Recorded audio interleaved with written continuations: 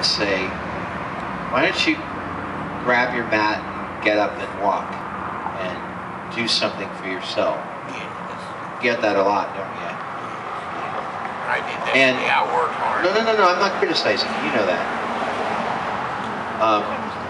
But the other night I was performing somewhere and there was a homeless guy there, and I went up to him and he was bragging about being homeless. He said, "We have it so much better than you.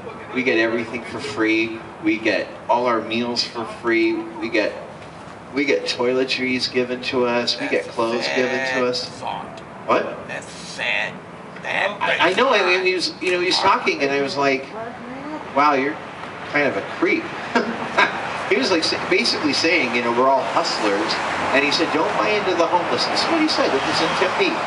He said, "Don't buy into the homeless thing, because we got it better than you. You're working your ass off out here. You're probably not making any money. I'm making more money a day than you're ever going to make."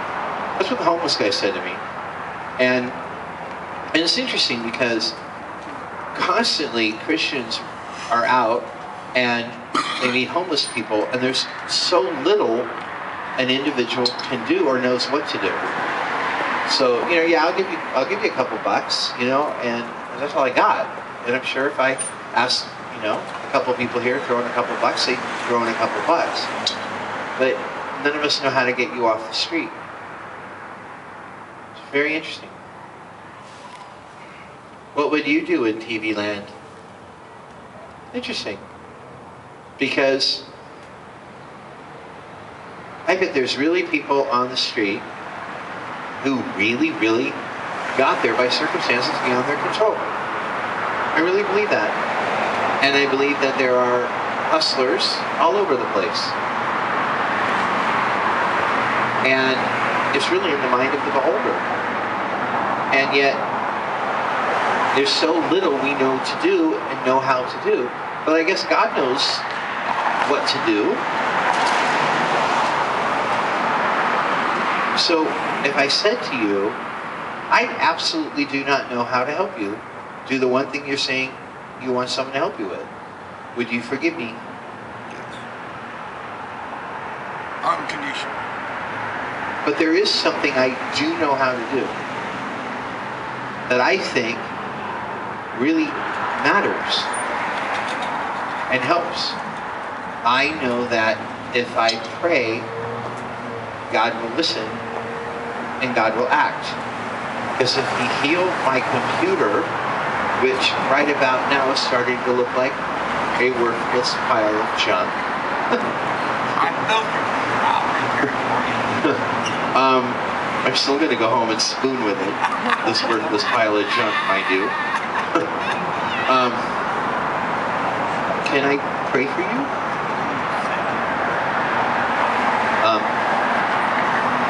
Since I'm wearing a dress, can you stand up?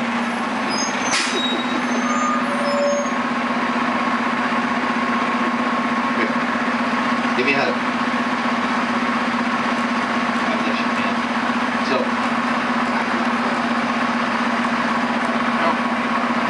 it's not hurt me. It's not hurt me, man. I'm bigger than you. I know. I'm bigger than you. I already got sparkle on you, man. It's good. Kind of becomes you. So I'm going to ask God to hear and answer your prayers, like He hears and answers my prayers.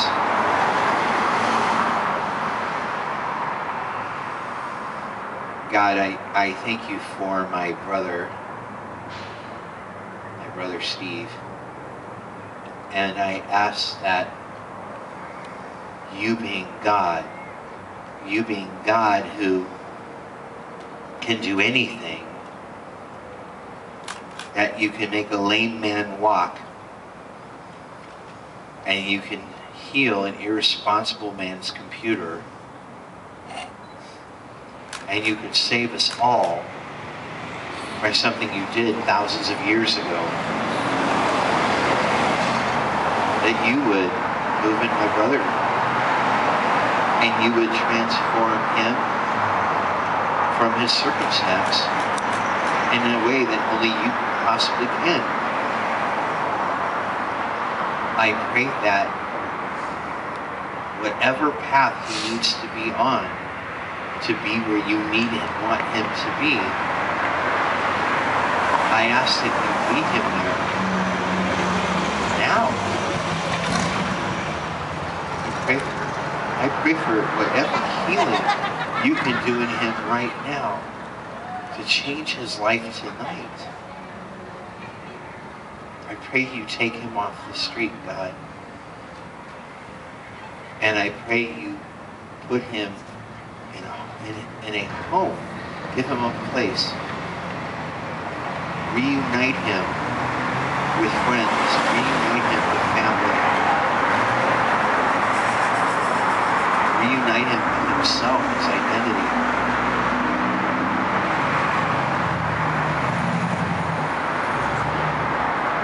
I really believe, God, that this man knows you, that he has accepted Jesus, and I believe that he loves you.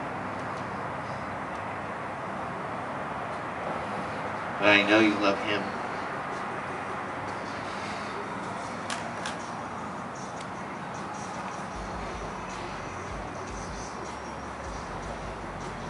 Don't let the next part of his life be just like the last part.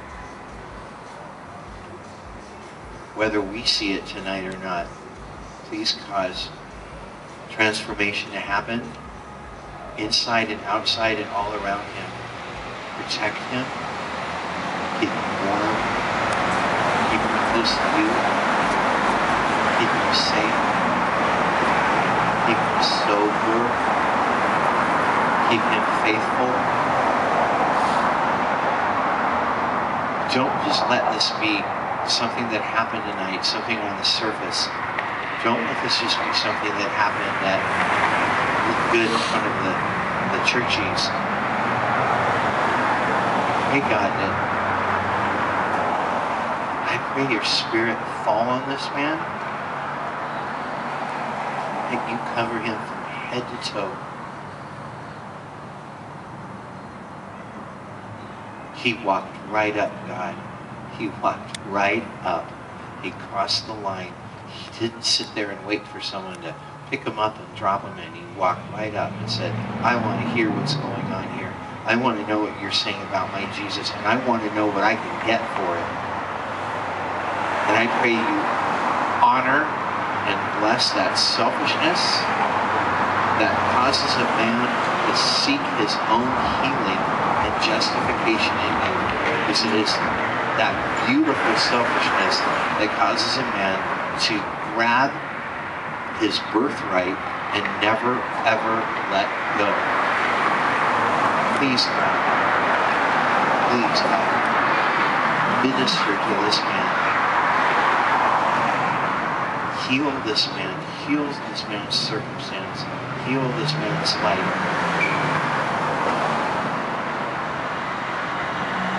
I pray we see him again, and his world has completely changed after tonight.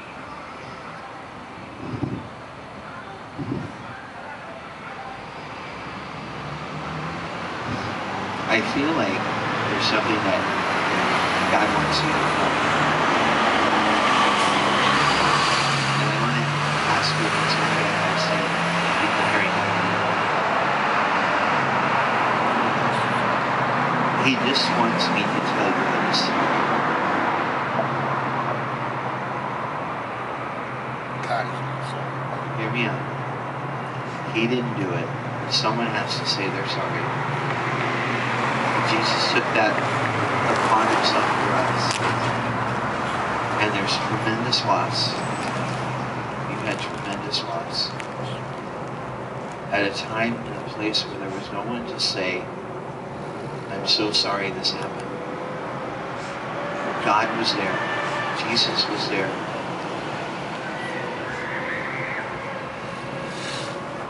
He's there now. He's going right into that place. He's going right into that place. Look right at that person you lost. You see Jesus